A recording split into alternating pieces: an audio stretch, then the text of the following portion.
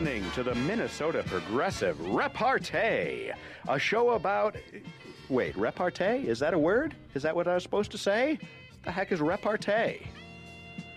Hey, I don't know if you heard it, but they mentioned it in the commentary about the State of the Union. All right, you're listening to the Minnesota Progressive Repartee. Whatever. Hosted by Doug Padgett, Brett Johnson, and Hunter Hawes. Yeah, Doug Padgett, and today it's beautiful Wednesday, day after the State of the Union. And those of you who've been listening to Minnesota Public Radio and can't stand the begging any longer, welcome to the Minnesota Progressive Repartee. Our little, yeah. Good point. If you want a tote bag, you know what you should do? Go to one of our sponsors, one of our advertisers, say Common Good Books, and buy a tote bag.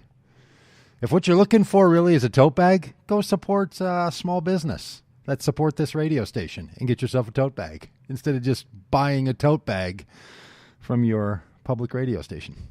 Brett, I don't know if you've ever done it. I don't want to talk too much about NPR, but I don't know if you've ever contributed to the to public radio, maybe to listen to The Current or to finally find some way to listen to classical music or listen to their news outlets.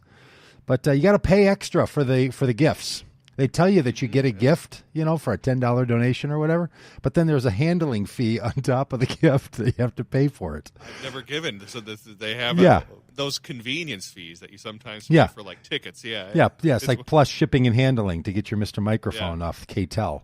It's the same rig that they got running over there. But anyway, hey, we're glad to have you aboard here, especially those of you that are just finding this on Facebook because you got the invitation to give up on the passive-aggressive begging. We're just going to tell you, about every 8 to 12 minutes, we're going to run a series of invitations of people that fund this radio station. And if you have a business that would like to fund this radio station, we'd love to have you as an advertiser.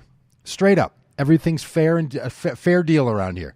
None of that, come listen for free and we'll just hit you up for a little donation as you walk out the door and make you sit in your car and, call into a phone line and give us your money. Nope. You just go see one of our advertisers and they're glad to tell you that they exist. We're glad to tell you they exist and you'll be glad to, get Snap Construction to come work on your house.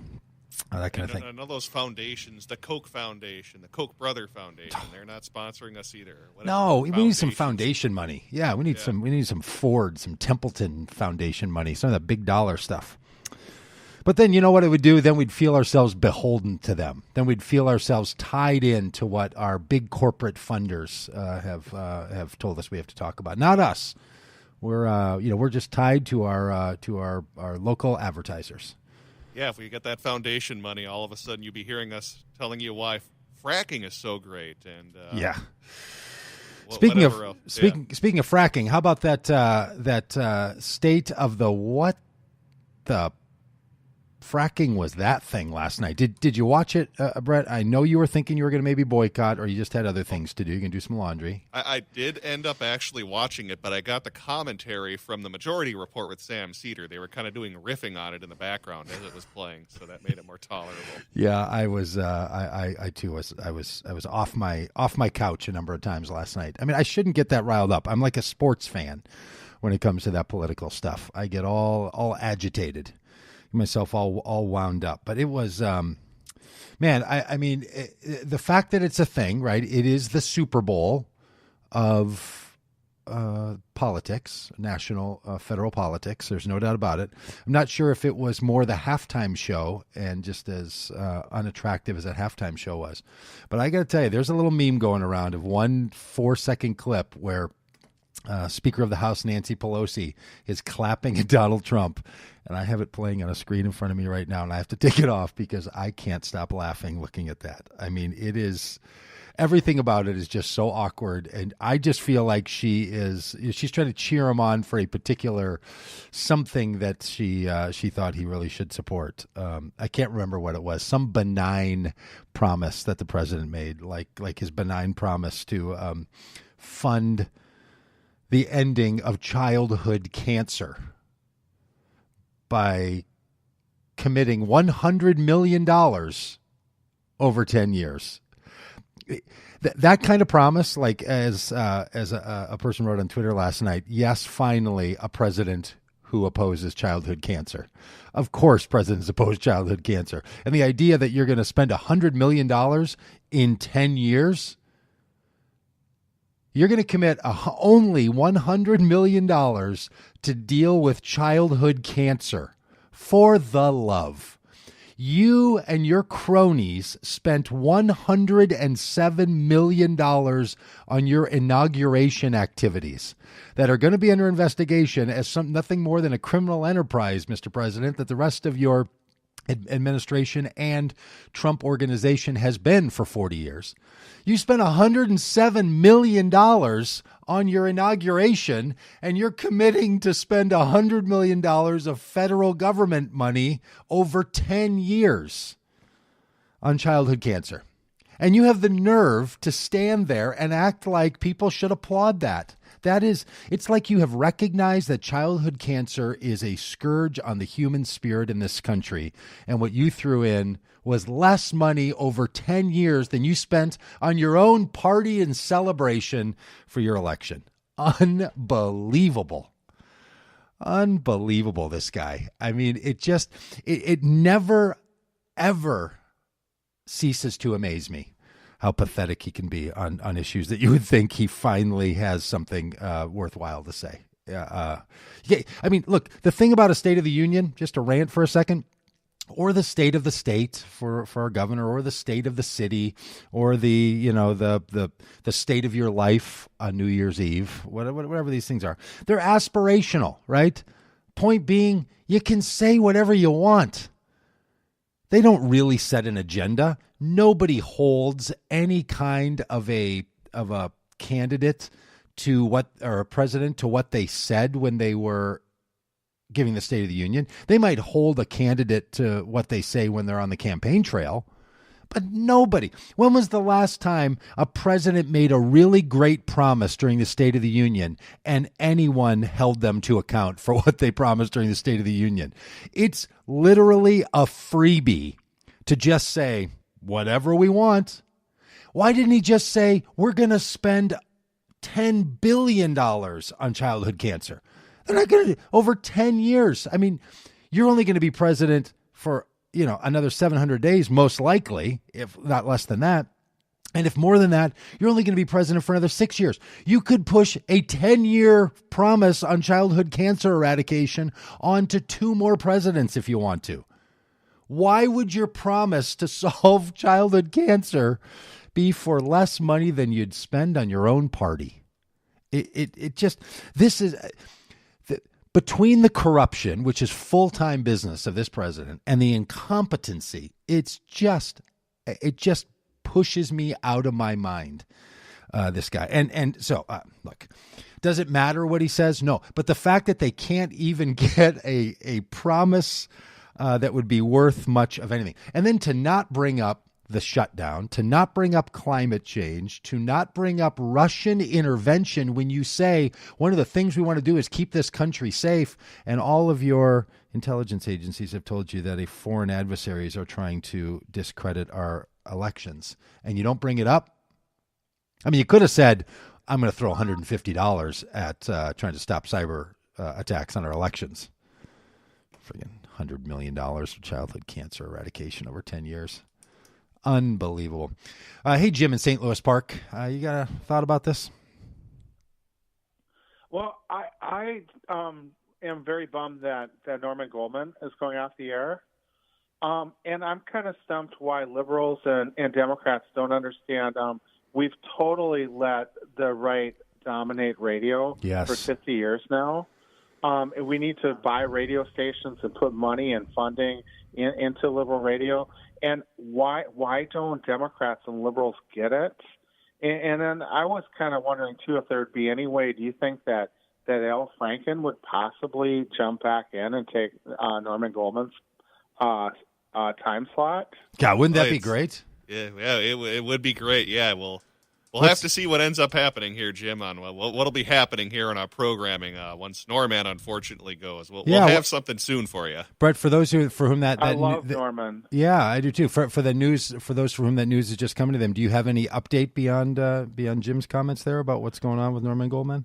Yeah, unfortunately, in case anyone missed it on Norman's show last night, he unfortunately is ending his show. As he was saying, he's just losing a lot of money on it, doing it independently. So unfortunately, he'll be ending it in the coming days and weeks. So we'll be making some plans here at the station ourselves for some programming we'll have for you both in the short term and in the long term. But for now, can't really make an announcements on what's happening and coming up. Yeah, well, Jim, I think to your $2 million. Yeah, Jim, I think to your larger point, and it's something really meaningful to me, and I'm glad you raised it, is progressives and liberals and Democrats need to take seriously, if not the new technology of television and the internet, we need to take seriously the evergreen technology of radio. In other words, that people could listen everywhere, in their houses, in their garages, in their trucks, in their cars, on their smartphones, on their smart speakers. The idea that you can go almost anywhere in this country and hear conservative commentary and conservative radio from Christian music, that I'm a Christian, but a lot of Christian music is really conservative, to to conservative talk, and every hotel room has Fox News available in it. Stations often have Fox News on them too. That is so right. I work small town radio. Yeah, that was the top of our hour every hour, even though we weren't political at all. It was Fox News. Well, Jim, I'm so glad you listened. That's why I do this show. I'm sure that's why Brett is. That's what we're trying to do, and listeners like you and Gary really, really matter. So, Gary, if you could hold on too, we're going to run into a commercial, and I do want to talk about the senator from Minnesota wanting to pick up another job. She's going to try a little side hustle. She's going to be doing some gigging. The senior senator from Minnesota's got plans. Apparently, she's looking for work. So we'll talk about Amy Klobuchar here after the break. AM 950, the progressive voice of Minnesota. But this is the Minnesota Progressive Repartee. Looking to buy, so they'll buy things with their little side hustle. That's how I'm liking to refer to Amy Klobuchar's run for president, because as I've said before, I know this is how it goes. She already has a full-time job, and running for president is a full-time job. So I'm going to be supportive of her run. I'd love to see her be the president. Well, depending on who else is president too. I mean, I'm totally torn, right? It's like hometown fan, and I think highly enough of Senator Klobuchar, but I have some concerns about her as well. But anyway, I'm going to think about it as a side hustle, that she's keeping her options open by also running for president. And I hope she continues all of her good work as a senator. There's a lot of work to do, and I hope that includes an impeachment vote at some point. Is the presidency just a side hustle for Trump then? Totally a side hustle. Yeah. Instead of it being the side hustle while he was working, because he even said, look, I had to keep my business going. I had to be pitching a tower in Moscow. I mean, I had to. What if I didn't get this job? I got to keep the other job at the same time, right? I'm starting a small business called being the president. But then he turned out that he said, you know what? I'm just going to milk this thing. I'm just going to actually keep my other job and use the presidency as my side hustle and see if I can turn it into some people staying in my hotel. It's unbelievable.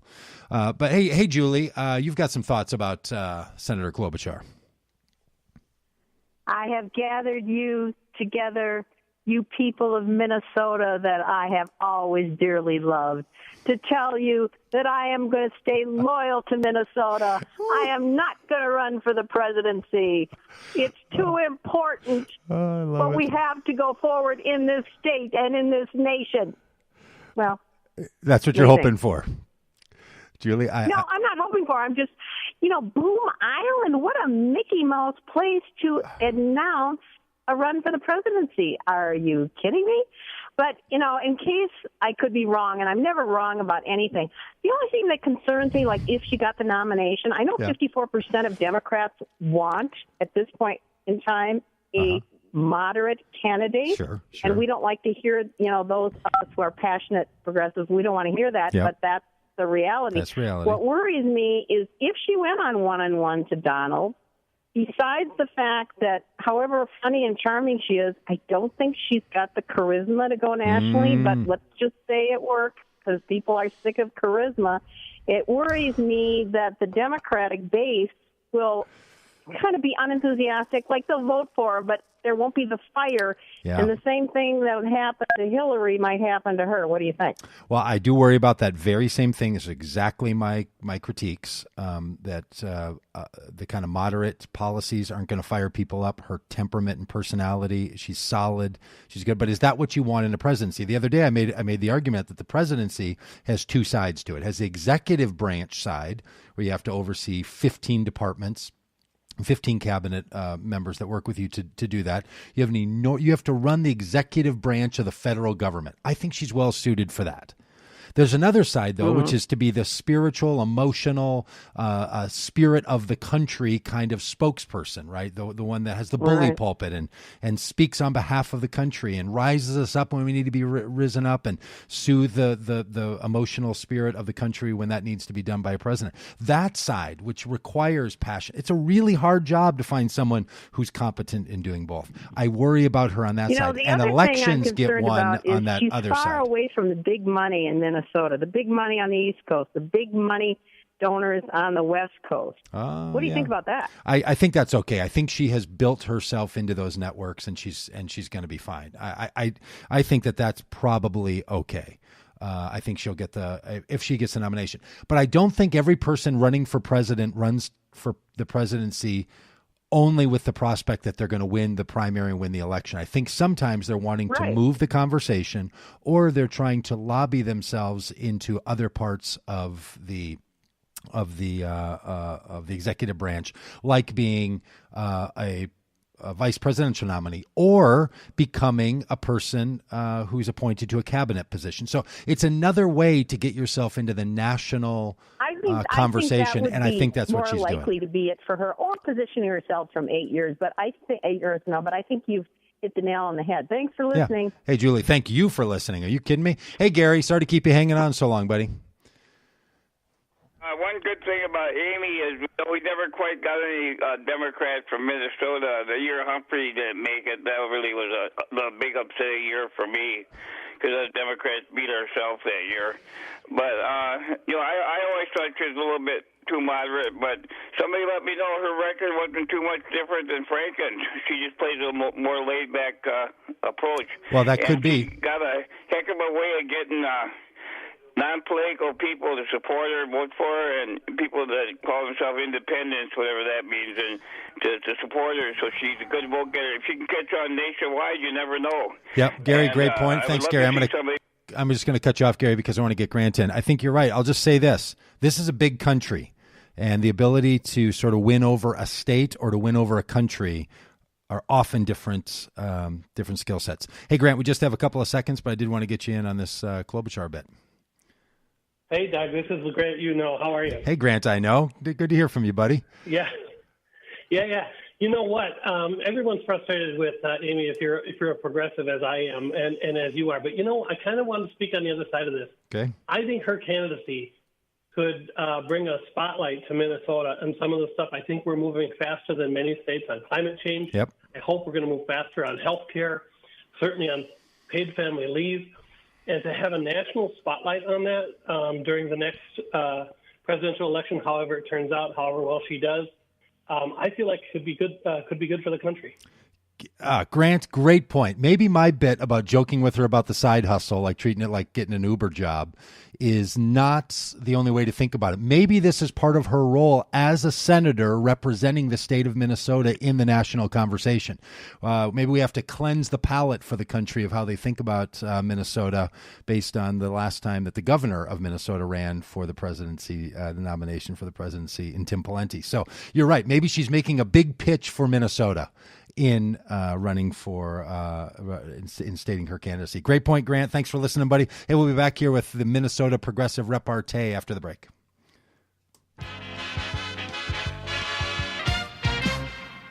And that's our endorsement there from Andrew Yang about the Minnesota Progressive Repartee. He's running for president. He's just going to be the first, I hope, Brett, of all the presidential candidates that are going to come on the repartee and tell people, join into the healthy banter about what's going on in our progressive world. Well, we're close enough to Iowa. They can come on. All we got to say is we border Iowa. And maybe Totally. Get Cory Booker, Kamala Harris, get them all on. All of them.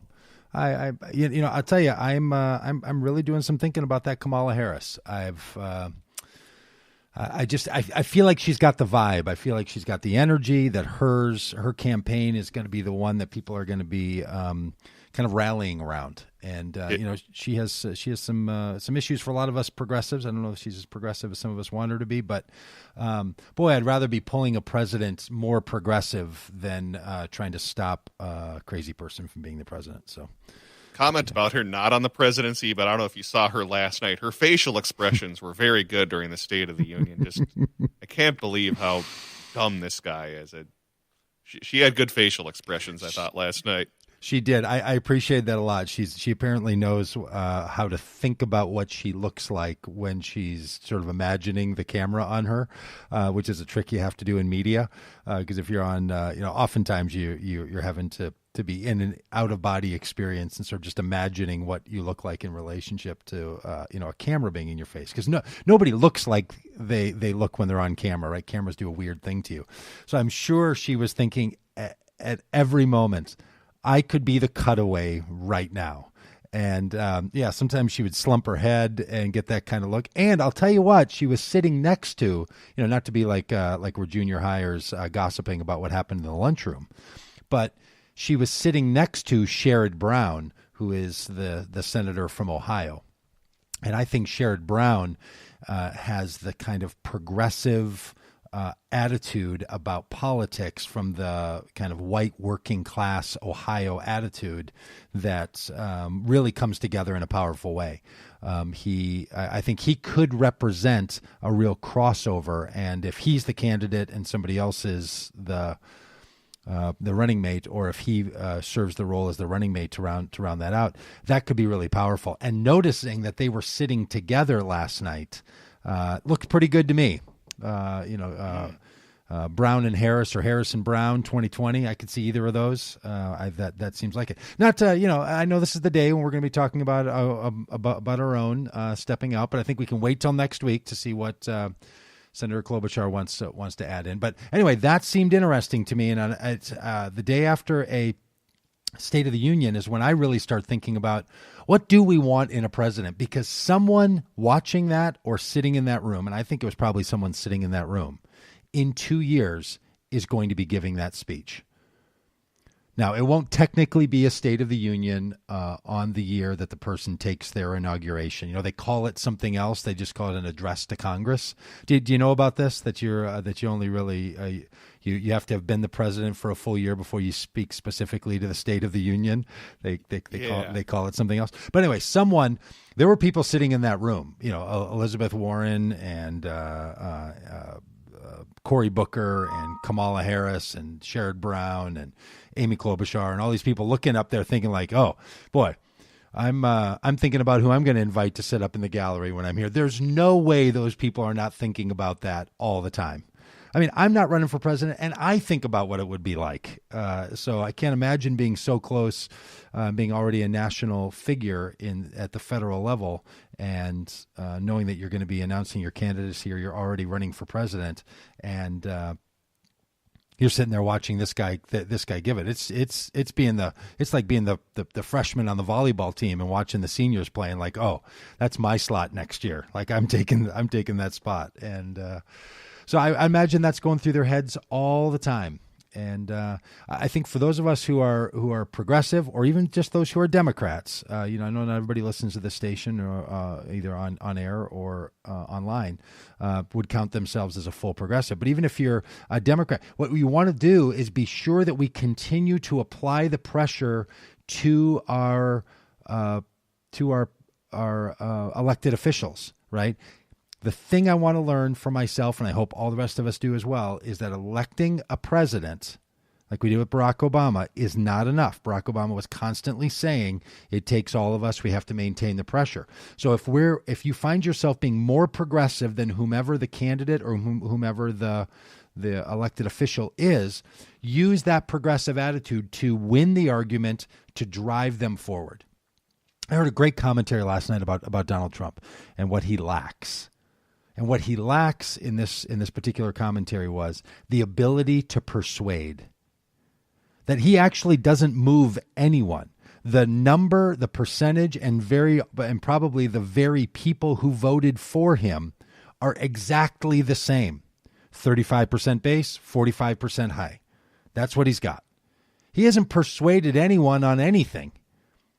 Being a champion persuader, a world-class idea propagator, someone who takes your ideas and helps other people to hold those ideas for themselves. That's a different skill set.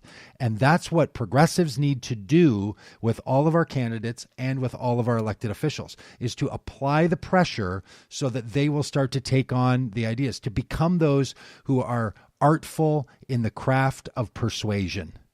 And this is why, all the way back to Jim's comments in the first segment about Norman Goldman's show going off the air, is this feeling that one of the tributaries in the ocean of persuasion is being cut off. And that can be really heartbreaking for people. So whether you get the exact candidate you want at the start, at the end of their term, you want them to be thinking the way you do. That's our goal. That's the work we have in this country, because we live in a democracy of persuasion. So hope you feel persuaded by all that, and we feel good that you're persuaded to be part of the Minnesota Progressive Repartee from 4 to 5 weekdays on the Minnesota Progressive Voice of Minnesota.